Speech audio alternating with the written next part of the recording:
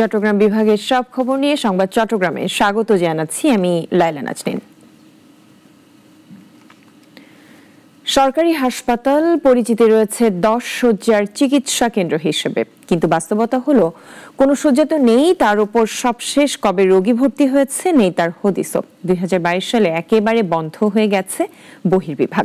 খাগড়াছড়ি থেকে মোহাম্মদ জাফর সবুজের রিপোর্ট জানাচ্ছেন ইশরাত জাহান। পার্বত্য জেলা খাগড়াছড়ি, এখানে সীমান্তবর্তী ইউনিয়ন তবলছড়িতে রয়েছে 10 শয্যা বিশিষ্ট পল্লী স্বাস্থ্যকেন্দ্র।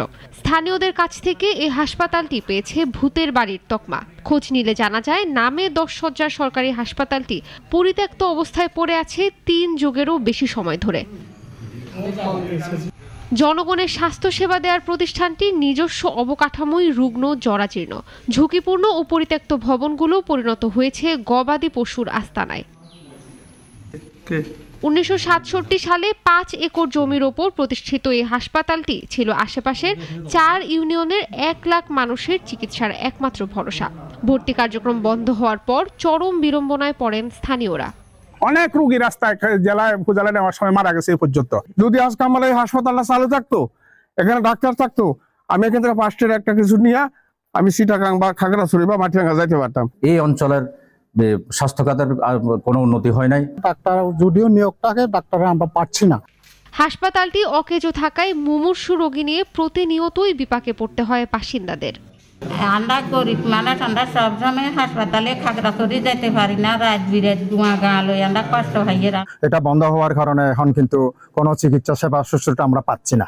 অতি দ্রুত এই এলাকার মানুষের স্বার্থের কথা বিবেচনা করে অতি দ্রুত যাতে ব্যবস্থা গ্রহণ করে। প্রতিষ্ঠার 55 বছরেও বিদ্যুৎ সংযোগ পায়নি এই হাসপাতাল। চিকিৎসা সরঞ্জাম না থাকায় কোনো ধরনের পরীক্ষা নিরীক্ষাও হয় না। হাসপাতালের বেহাল দশায় কর্তৃপক্ষের উদাসীনতাকে দায়ী করছেন স্থানীয় জনপ্রতিনিধিরা। এই অঞ্চলের দুর্গম এলাকার মানুষ এখান থেকে সেবা নিত, কিন্তু কালের পরিবর্তনে 2022 সাল থেকে শুরু করে অদ্যাবধি এই প্রতিষ্ঠানটা বন্ধ হয়ে গেছে। তবে এবার আশ্বাস মিলেছে স্বাস্থ্য বিভাগের পক্ষ থেকে। আমাদের এলাকাবাসীর চাহিদা এবং আমাদেরও দায়বদ্ধতা, তাই আমরা সর্বোচ্চ চেষ্টা করব সেখানে মেডিকেল অফিসার এবং চ্যাকমো দিয়ে সীমিত পরিসরে স্বাস্থ্যসেবা চালু করার জন্য। এ বিষয়ে সর্বাত্মক সহযোগিতা করবেন বলে আশ্বাস জেলা পরিষদ চেয়ারম্যানের। অলরেডি সিভিল সার্জন মহোদয়কে বলেছি এটা চালু করা দরকার। যা যা প্রয়োজন ওইখানে আপাতত সহযোগিতা করা, আমরা জেলা পরিষদ থেকে সহযোগিতা করব। স্বাস্থ্যসেবা কেন্দ্রটি ভৌতিক প্রতিষ্ঠানের তকমা কাটিয়ে ভরসাযোগ্য হয়ে উঠবে, এমনটাই আশা স্থানীয়দের। ইশরাত জাহান, নাগরিক। মোহাম্মদ আবু বক্কর চট্টগ্রামের সীতাকুণ্ড উপজেলার বারবকুণ্ড ইউনিয়নের মানধারী টোলা গ্রামের একজন শারীরিক প্রতিবন্ধী। 3 ফুট 3.5 ইঞ্চি উচ্চতার এই মানুষটির হাত পা ও শরীরের বিভিন্ন জায়গায় রয়েছে জটিল সমস্যা, তবুও থেমে থাকেননি। ভিক্ষার পথ বেছে না নিয়ে সম্মানের সাথে নিজের ছোট একটি দোকান দিয়ে জীবন চালিয়ে যাচ্ছেন। নাইম আহমেদ কফিলের প্রতিবেদন নিয়ে ডেস্ক রিপোর্ট। 3 ফুট 3.5 ইঞ্চি উচ্চতার আবু বকর প্রায় 1 দশক আগে উপজেলার ছোট দারোগার হাট থেকে বিয়ে করেন। বর্তমানে 4 সন্তানের জনক। তার সংসারে রয়েছে এক অসুস্থ মা, অসুস্থ স্ত্রী ও 4 সন্তান, সব মিলিয়ে 7 জনের সংসার। এই পুরো পরিবারের হাল ধরেছেন একাই। দোকানের সীমিত আয়ে সংসার চললেও এই বিপুল অঙ্কের চিকিৎসা খরচ জোগাড়ে হিমশিম খাচ্ছেন তিনি। দোকান থেকে যা আয় হয় তা দিয়ে দোকান ভাড়া ও নিত্য প্রয়োজনীয় খরচ মিটিয়েই অবস্থা খারাপ। সন্তানদের মধ্যে 2 জন স্কুলে পড়লেও অভাবের কারণে তাদের পড়াশোনা হুমকির মুখে।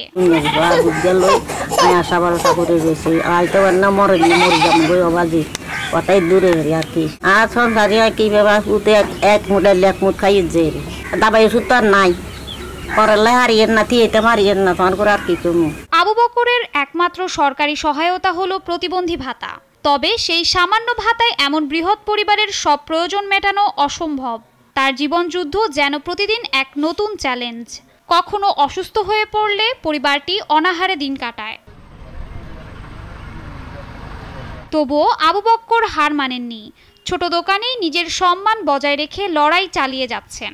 শত প্রতিবন্ধকতার মাঝেও নিজের পরিবারের মুখে খাবার তুলে দিতে চেষ্টা করে যাচ্ছেন, মাথা নত করেননি কারো কাছে। আমার 4 ছেলে মেয়ে, আমার মা, আমার ওয়াইফ, আমরা টোটালি 7 জন। যে এই পরিবারে আমরা চালাতে আমার খুব কষ্ট হয়। আমি একটা ছোটখাটো দোকান করি, ওই দোকান করে আমার সংসারে চলে না। স্থানীয়রা জানান, ভিক্ষার পথ বেছে না নিয়ে দীর্ঘদিন সংগ্রাম করে যাচ্ছেন তিনি। ছোট্ট একটা দোকান করে, এই দোকান দিয়ে কি ওনার কি সংসারে কিছু চলে নেই। এক বেলা খাই, 2 বেলা বসে থাকে, এরকম। ওর বাচ্চা নিয়ে অনেক খুব কষ্টতে আছে ওরা। তার ওয়াইফের সুস্থতার জন্য সে চিকিৎসার যে খরচ, যে ব্যয়, সে এইভাবে মেটাতে হিমশিম খেয়ে যাচ্ছে। সংসারের খরচ যোগাতে একটি স্থায়ী দোকানের জন্য সহায়তা চান আবু বকর। স্থানীয় প্রশাসন কিংবা সমাজের বিত্তবানরা এগিয়ে আসবে, এমনটাই প্রত্যাশা তার। সরকারের কাছে আমার আবেদন, কিছু সাহায্য দিতে যখন আমাকে দেয়। শাশ্বতী সরকার, নাগরিক। চট্টগ্রামের সীতাকুণ্ড উপজেলার জঙ্গল সলিমপুর শীর্ষ সন্ত্রাসী ইয়াসিন বাহিনী এবং রোকন গফুর বাহিনীর মধ্যে সংঘর্ষের ঘটনায় একজন নিহত হয়েছেন। গুলিবিদ্ধ হয়েছেন অন্তত 25 জন। শনিবার সলিমপুর ইউনিয়নের আলীনগর এলাকায় এই ঘটনা ঘটে। স্থানীয় সূত্রে জানায়, রোকন মেম্বার ও গোলাম গফুরের নেতৃত্বে প্রায় শতাধিক অস্ত্রধারী বাহিনী আলীনগর এলাকা দখল করতে গেলে ইয়াসিন বাহিনীর সাথে সংঘর্ষের ঘটনা ঘটে। গোলাগুলিতে রোকন বাহিনীর এক সদস্য নিহত হয়েছেন, তবে তার পরিচয় এখনো নিশ্চিত হওয়া যায়নি। এছাড়া উভয় গ্রুপের 13 জন গুলিবিদ্ধ হয়েছেন বলে জানা যায়। খাগড়াছড়ি সদর উপজেলায় সাম্প্রতিক সহিংসতায় ক্ষতিগ্রস্ত পরিবার ও ব্যবসায়ীদের মাঝে নগদ অর্থ ও ত্রাণ বিতরণ করেছে পার্বত্য জেলা পরিষদ। শনিবার সকালে খাগড়াছড়ি পার্বত্য জেলা পরিষদ সম্মেলন কক্ষে ত্রাণ সামগ্রী বিতরণ করেন চেয়ারম্যান শেফালিকা ত্রিপুরা। বলেন, ক্ষতিগ্রস্তদের জন্য আরো ভালো কিছু যেন করতে পারি সেই চেষ্টা চলছে। এ সময় সহিংসতায় ক্ষতিগ্রস্ত 27 জন উপস্থিত থেকে ত্রাণ সামগ্রী ও নগদ অর্থ গ্রহণ করেন। কক্সবাজারের পেকুয়া উপজেলার শিলখালী ইউনিয়নের 6 নম্বর ওয়ার্ডের দীর্ঘদিন অবহেলিত কাঁচা রাস্তার সংস্কার কাজ সম্পন্ন হয়েছে। স্থানীয় জনগণ, বিএনপি ও তাঁতিদল এর যৌথ উদ্যোগে এ সংস্কারের কাজটি করা হয়। দীর্ঘদিনের দাবি ও ভোগান্তির পর নিজেদের অর্থায়নে এই রাস্তাটি সংস্কার করেন তারা। সরকারের পাশাপাশি জনগণের অংশগ্রহণে অন্যান্য এলাকারও উন্নয়ন কাজে এগিয়ে যাবে, এমনটাই প্রত্যাশা শিলখালীর বাসিন্দাদের। বিএনপির 31 দফা বাস্তবায়ন হলে সকল সংস্কার বাস্তবায়ন হবে বলেছেন বিএনপির কেন্দ্রীয় নির্বাহী কমিটির অর্থনীতি বিষয়ক সম্পাদক ইঞ্জিনিয়ার খালেদ হোসেন মাহবুব শ্যামল। শনিবার ব্রাহ্মণবাড়িয়ার ঘাটুরা এলাকায় সাংবাদিকদের প্রশ্নের জবাবে কথা বলেন তিনি। বলেন, আগামী নির্বাচনে তারেক রহমানের নেতৃত্বে জাতীয়তাবাদী দল সরকার গঠন করবে। এর আগে বিএনপির ভারপ্রাপ্ত চেয়ারম্যান তারেক রহমান ঘোষিত রাষ্ট্র কাঠামো মেরামতের 31 দফা বাস্তবায়নে লিফলেট বিতরণ করেন তিনি।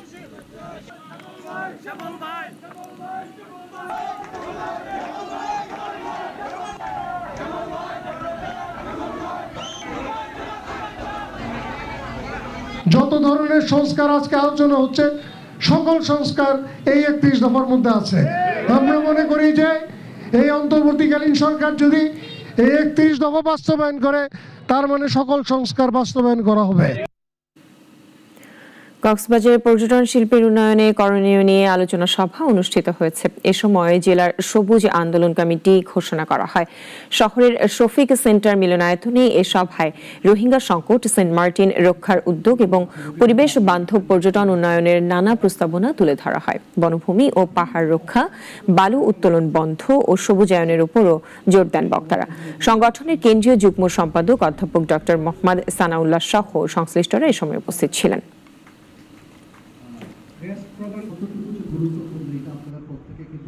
এখানে অপার সম্ভাবনা আছে পর্যটনের। ইতিমধ্যে সরকার এখানে আন্তর্জাতিক বিমানবন্দর স্থাপন করেছে। এখন এ পর্যন্তই। চট্টগ্রাম বিভাগের সব খবর নিয়ে প্রতিদিন দুপুর 1টায় থাকছে সংবাদ চট্টগ্রাম। এরপর বিকেল 4টায় বিশ্বের ঘটে যাওয়া সব ঘটনা নিয়ে নাগরিক সারা বিশ্ব দেখার আমন্ত্রণ রইল। সবাইকে ধন্যবাদ সাথে থাকার জন্য।